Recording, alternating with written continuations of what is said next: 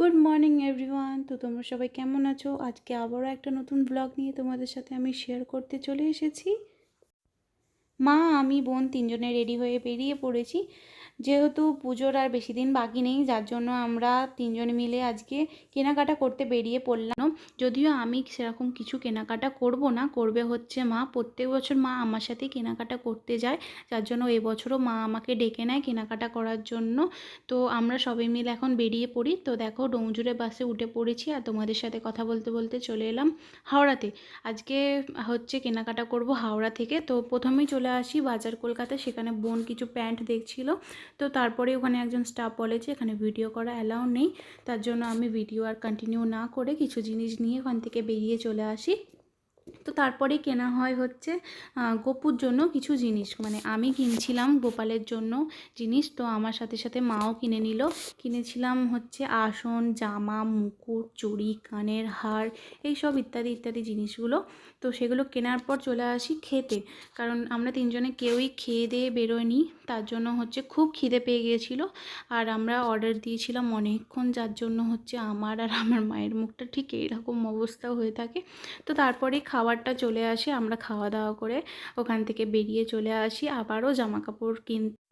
তো একটা মেন্স ওয়্যারের দোকানে ঢুকে হচ্ছে প্রথমে আমার বর আর আমার দেওরের জামা কাপড় দেখে নিই, মানে মা কিনছিল আর আমি পছন্দ করছিলাম, কারণ আমি তো জানি ওরা কীরকম কী পরে না পরে। তো তার জন্য ওদের জন্য মানে জিন্স আর শার্ট কেনা হয়ে গেছে ওখান থেকে। তো তারপর চলে আসি আমাদের শাড়ি কিনতে। তো আমি অনেকগুলো দোকান ঘোরার পরেও আমার শাড়ি কিছুতেই পছন্দ হচ্ছিল না।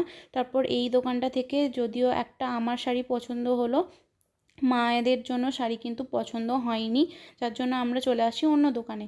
তো এই দোকানটার নাম ছিল বিবেকানন্দ বস্ত্রালয়। তো এইখান থেকেই হচ্ছে শাড়িগুলো কেনা হয়। তো মায়ের শাড়িটা প্রথমে কেনা হয়ে গেছে, যেটা আমি কিনে নিয়েছিলাম, মানে কিছু জিনিস কিনেছিলাম। মার বোন যদিও আমার সাথে এসেছিল, তার জন্য ওদের পছন্দ মতো জামা কাপড় ওরা কিনে নিয়েছে। আর এখানে কেনা হয়ে গেল মায়ের শাড়ি, মানে আমার শাশুড়ি মায়ের শাড়িটাও কেনা হয়ে গেল। ভিডিও কলে দেখে পছন্দ করে সে শাড়িটা নিয়েছে। তো তারপরে কেনা হচ্ছিল চুড়িদার। তো এখান থেকে হচ্ছে আমরা দুটো শাড়ি আর দুটো 2 পিস আর একটা 3 পিস কিনে নিয়ে ওখান থেকে বেরিয়ে চলে আসি, কারণ ওখানকার লোকেরা বলছিল যে একটু পরেই আবার মিছিল বেরোবে, যার জন্য আমরা বিকেল বিকেল ওখান থেকে বেরিয়ে আসি। আর আসার সময় দেখি যে এখানে সেদিনকে ছিল কৌশিকী অমাবস্যা, যার জন্য এখানে পুজো হচ্ছিল। তো তারপর ঠাকুর দেখে এদিকে চলে আসি। যেহেতু সেদিনকে প্রচণ্ড গরম ছিল আর আমাদের চোখ মুখের অবস্থা খুবই খারাপ, যার জন্য আমরা একটু ঠান্ডা ঠান্ডা এরকম ড্রিঙ্ক খেয়ে নিচ্ছিলাম। তো এটা ছিল মনে হচ্ছে সোডা ওয়াটার কিছু একটা হবে।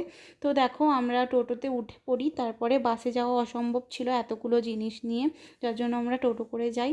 আর এখানে দেখাচ্ছিলাম, দেখো রাস্তাটার কি অবস্থা, কি বিচ্ছিরি অবস্থা, মানে টোটোতে গেলেও খুবই অসাবধানে যেতে হচ্ছিল, ধরে বসে যেতে হচ্ছিল। তো যাই হোক, সন্ধে হয়ে গেল আর আমরা এরকম টোটোর মধ্যে বসে দেখো ডাল বড়া খাচ্ছিলাম। তো আজকের ভিডিওটা এই পর্যন্ত। আর কি কি কিনলাম সেটা হচ্ছে না হয় সারপ্রাইজ থাকুক, পুজোর সময় আস্তে আস্তে জানতে পারবে কি কি কিনেছিলাম। তো আজকের ভিডিও এই পর্যন্ত। ভালো লেগে থাকলে like, share, comment. Thank you.